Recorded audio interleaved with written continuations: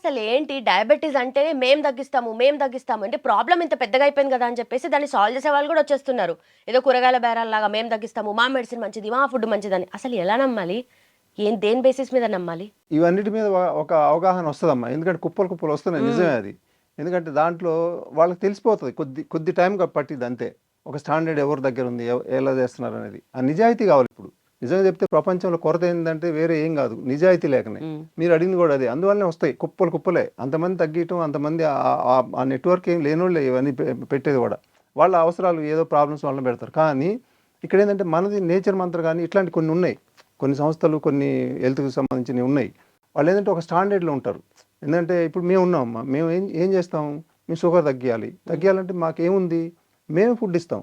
మేమే పంపిస్తాం. మేమే ప్రతిరోజు గైడ్ చేస్తాం. రిపోర్ట్‌లు కావాలి. రిపోర్ట్‌లు పెట్టాలి. వాళ్ళయన్నీ తీసుకోవాలి మేము. మళ్ళీ వాళ్ళకి రోజు మాట్లాడుతూనే ఉంటాం. వాళ్ళకి ఏ ప్రాబ్లమ్ వచ్చినా కూడా. ఇంకా మేము ఎస్కేప్ అయ్యి మేము కుప్పలు కుప్పలు అందులో మేము కలవటానికి లేదు. హ్మ్. ఎందుకంటే మాకు రెస్పాన్సిబిలిటీ ఉంది మాకు.